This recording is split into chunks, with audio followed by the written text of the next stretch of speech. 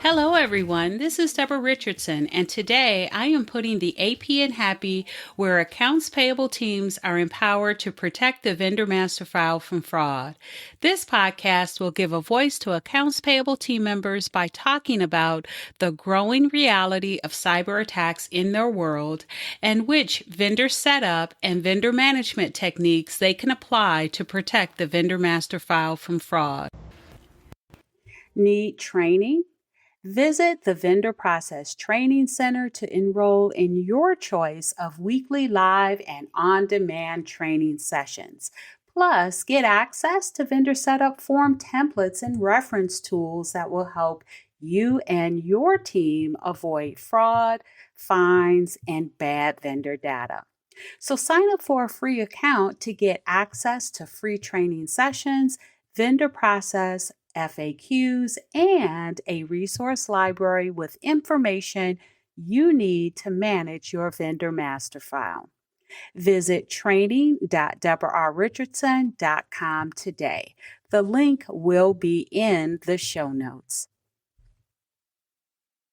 Many automation software platforms, including email and invoicing, have artificial intelligence or AI embedded in them.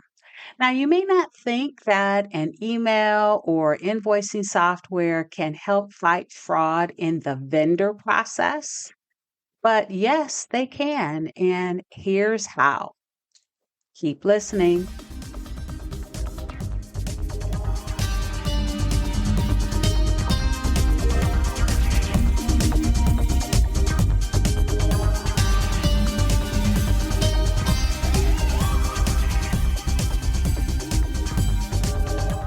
Welcome to episode 358, 3 ways AI in your existing automation software can help the vendor team that you may not have thought about.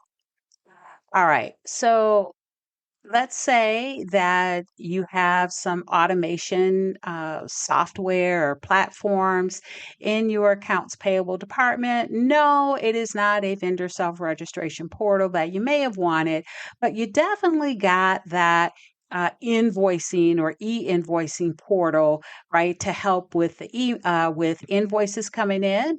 And you may have also gotten a software or a platform that really sits on top of your email to help to organize it, whether it is, pulling or putting emails that are similar in folders, so you no longer have to do that manually, or it could do things like treat it like a ticketing system, right? And so they're out there and they have AI built into them. Most of them do. And some of those features that are already included in those portals or platforms can help the vendor team. And so I did a demo, actually a couple of demos that really were very exciting and interesting. And so I'm going to tell you about 3 different features that I found that I think are great that you might be missing that's already included in that e-invoicing system or in that email system or software that sits on top of your current email. And so I'm going to go ahead and get started on those, and hopefully they can help you, right, take advantage of what you already have. And so I do have them broken down between the e-invoicing software and email software or platforms. There are 2 under the e-invoicing and 1 under email. So let's start with e-invoicing. And so the e-invoicing system or portal or automation, right? The invoice is going to come in. Now, if they have artificial intelligence embedded, that means that they can compare the data that is on the invoice with data in other parts of your accounting system or ERP. And speaking of the vendor process, from that perspective, that means that they can check the information on the vendor record. And so the first thing is the payment terms change. Now, this has been a long pet peeve of mine when I was a practitioner, AP senior manager over global vendor setup and maintenance. I will tell you, number one, it's hard to get contracts. And so when we would set these vendors up, we would set them up with the default payment terms. And lo and behold, when the vendor didn't get paid when they thought they should have gotten paid because it was contracted payment terms, we heard about it. But that was right the only time we heard about it because the vendor didn't get paid on time. It wasn't like we always got contracts for the vendors that had contracts. And so and it was even worse when the vendors renegotiated their contracts, or, our company renegotiated the vendors' contracts, because we wouldn't get, even if we did get that first contract, or even when we changed it after the vendor called us because they didn't get paid on time, when they renegotiated their contract, we didn't get the change payment terms at that point either. And to be honest, we actually implemented or set up some type of a project team so we can work on like automatically getting the payment terms updated from whatever contract system or module we had to, automatically feed over into the accounting system or ERP. And that just never worked. But anyway, we would again, not only will we not get the original contract when we set the vendor up so we can set them up for the right payment terms, but then when the contract was renegotiated, if the payment terms changed, we wouldn't get that either. And that is something, again, that when the invoice comes into the e-invoicing system or software or platform, the AI can pick the payment terms up from the invoice and then compare it to what's in the vendor master file. And then that way, that could be our trigger, right? That we need to go to the purchasing team or the sourcing team or the contract team or wherever we need to go to get the payment terms, a new copy of the contract so we can update the payment terms. And I will tell you that if any of you guys are having that same problem where nothing is really connected and the vendor team or AP team doesn't get pulled into that flow of updated contracts and updated payment terms, you might have that problem now that the tariffs can require, or yeah, I guess that's the right word, can require the renegotiation of contracts and payment terms, or that can require, closing old vendors because they're no longer going to be used. Your company is now going to find a new vendor to use. And so now you run the risk, right, of not getting those payment terms. So having the ability for artificial intelligence or AI to pull that data from the invoice, because the vendor is definitely going to have their updated payment terms on the invoice. Having the artificial intelligence or AI pull that from the invoice, compare it to the vendor file, can be the thing, right, that lets you know that you need to get an updated contract. So I do love that. Now, the other thing that it can pull from the invoice is any difference in remittance details. And I specifically saw this in a demo and I absolutely loved it. So it can pull, right, the remittance address.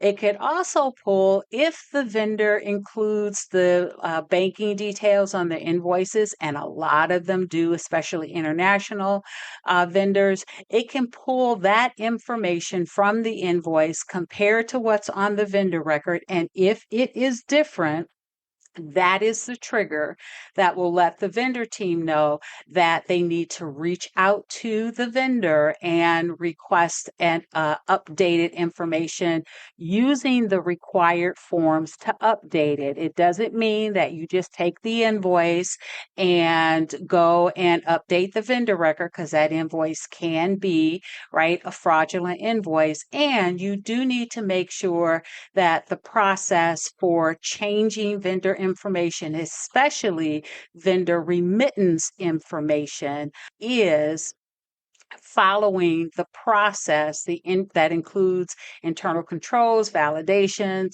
authentication techniques, best practices to avoid fraud, and also fines and just overall bad vendor data. So you do need to make sure that the vendor change process is still followed, but having that trigger or that notification that it is different can alert you to different remittance information that may be legitimate. I mean, you will find that out as long as you have a strong process, existing vendor change process, as long as that is strong.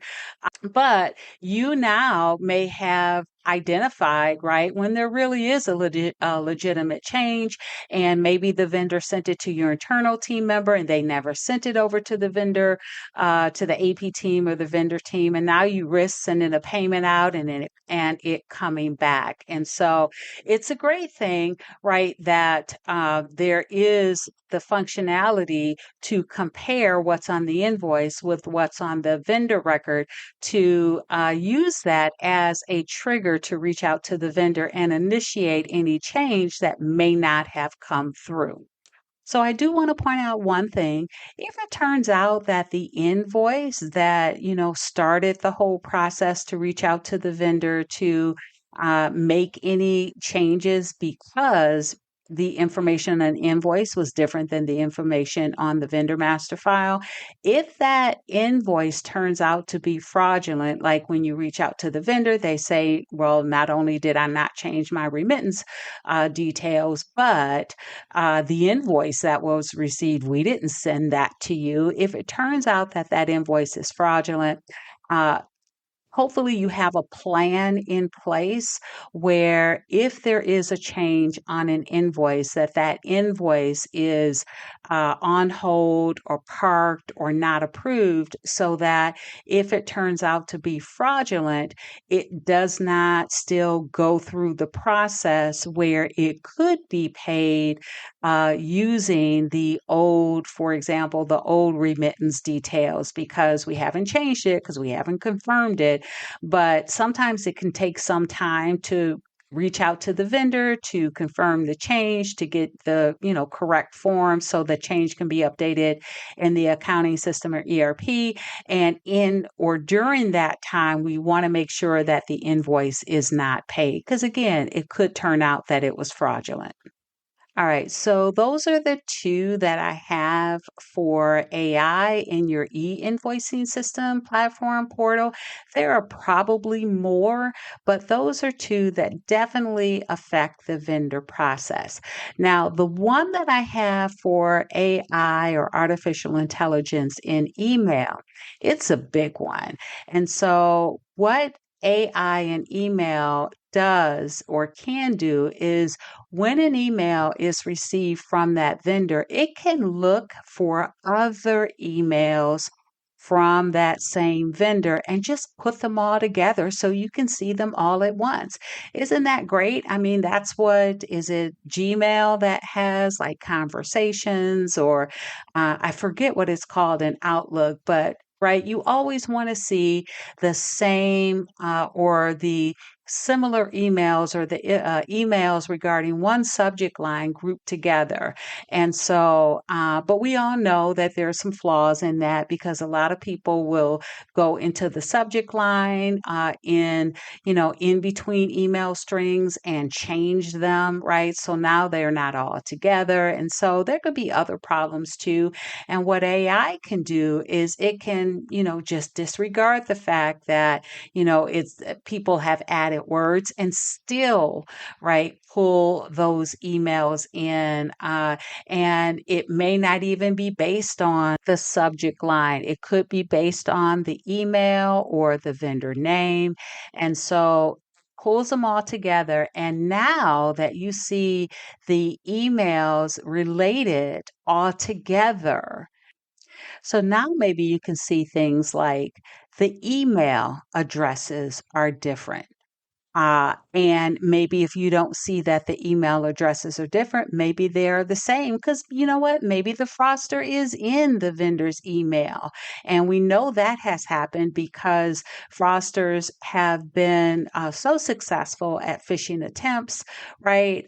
These spoofed websites where, the frost or the vendors are successfully duped into entering in their login information. And unfortunately, lots of times, right, they use that same login information for their email accounts. And not only that, but, even if they did not have, right, a successful spoofing campaign, speaking about the fraudsters here, the fraudsters have gone out and just purchased, right, uh, your vendors login credentials for emails because it's been so many breaches out there that have been so successful, they could just go buy that information. And so now they're in the vendor's email address. And you know what they have done? Because they know that you are making that confirmation call, so that that's a little bit of a deterrence, right, for sending that email saying, hey, change my bank account. And so what they're doing is they are sending an email from the vendor's actual email inbox because they have the login credentials, and they are first sending an email to say, change my contact information. And once that's done, they'll wait a little while, but then they will send the email requesting a change to remittance details.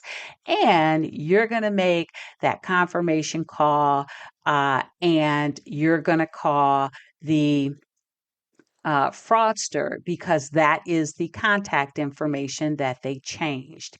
However, within AI in email and within that list of all of the emails that are related, right, to that vendor, now you can see the request to change contact information along with that current request, right, email to change remittance details. And if you see both of those together, then that could be a red flag that that is a fraudulent request. Now, I will tell you what I recommend you doing whenever you receive a change of vendor contact information.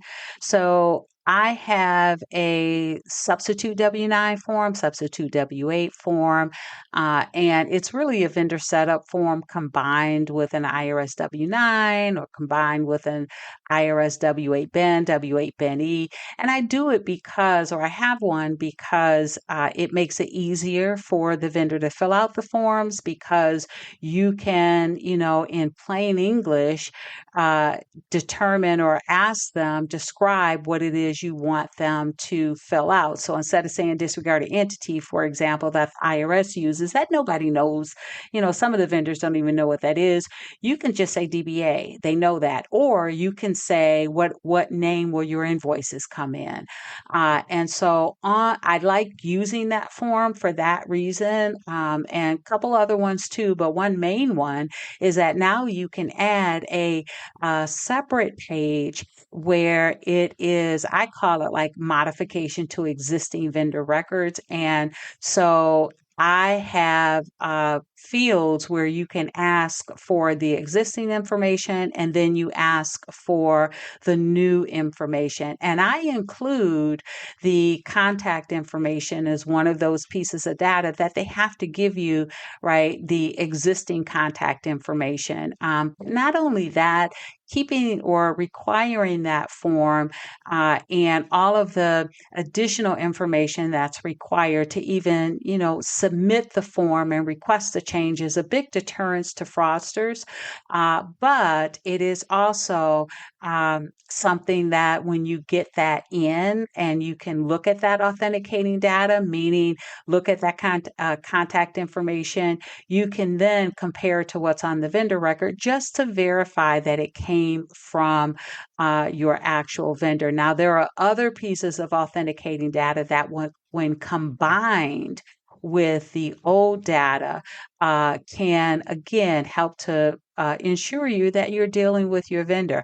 And yes, there may be some instances where there was no contact information on the vendor master file to even compare it with or ask the vendor to give you. But that's why you use other authenticating data on that vendor setup form. And that's why I like using it more than, only the IRS W-9, because you don't get a lot of information on that. And you definitely can't put any authenticating data on that, any authenticating field, so you can collect authenticating data on that IRS W-9 form. So that's why I like using a separate vendor setup form, and I like combining it with the IRS form. So if you have vendors that don't know how to fill them out, then you're still compliant by having them complete that substitute W-9 form, substitute W-8 Benny form. My recommendation, though, is that you don't call them that, because if the vendor already has W-8s or W-9s, they just want to give you that to check the box, even though they can see that, your vendor setup form um, has more information. So call it something different. Call it vendor setup form, US vendors, and then vendor setup form, non-US vendors for those W-8s. Now, if you follow this process, that means that when the vendor originally submitted, or when the fraudster, I should say, originally submitted the request to change the contact information or add contact information, that might have stopped the fraud in its tracks. So if they could not update the contact information, then they most likely would not have sent that subsequent email to change vendor remittance details. And so that saves you the time of having to then reach out to the vendor to confirm the change, the vendor saying no, and now how much time have you wasted? Because the vendors don't always pick up this first time. Now you got to call them again, maybe another time. And so with that process to update uh, contact information, that could have just cut that fraud off right then. And you don't have to do everything that the steps that I talk about specifically. Find your own, but do something more than just accept what they give you just because they gave it to you. And I know how it is. You could have been happy to get that, because a lot of times we don't have contact information on the vendor master file, on their vendor record. But make sure that when you're adding it or changing that information, that you have some type of authenticating data where you can confirm that you have received it from your actual vendor, or for that matter, your internal team member. You may need to authenticate them too, right? In case if that's how you get the vendor information. I just want to point out that you need to make sure with this contact information, and with the new evolved way that fraudsters are getting around that confirmation call, that you have a process so that you're not updating fraudulent contact information in your vendor master file. Because of course, the fraudsters are going to approve the change in remittance details.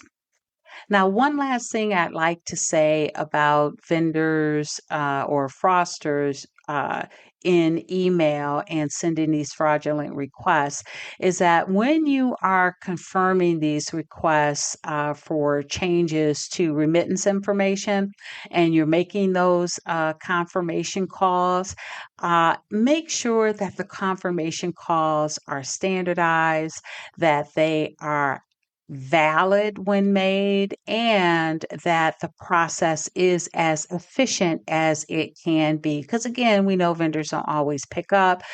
So you have to do things that make it efficient, like tracking, so that you don't lose sight of the pending confirmation calls, right, that still need to be made. And so what I'm going to do is I'm going to put a link to a free infographic download that's called 5 Steps to Improve Your Vendor Callback Process. And so it'll show you 5 areas where I think there can be gaps that can cause that process to be not only inefficient, but also maybe invalid as well. So make sure you check the link in the show notes for that free download. All right, so that's it for today. I hope I gave you some content or at least raised some questions that you might need to go back and ask of your systems teams to see if they have AI and if they can do maybe these functions or have these functions or maybe more that you can use in the vendor process to avoid fraud, fines, and bad vendor data. So thanks, everyone. I hope you enjoyed the 358th episode of the Putting the AP in Happy podcast, where accounts payable teams are empowered to protect the vendor master file from fraud. Don't forget to check the show notes for the links mentioned in the podcast. And if you enjoyed this episode, consider subscribing and writing a review of my podcast on the platform that you use to listen. Stay happy.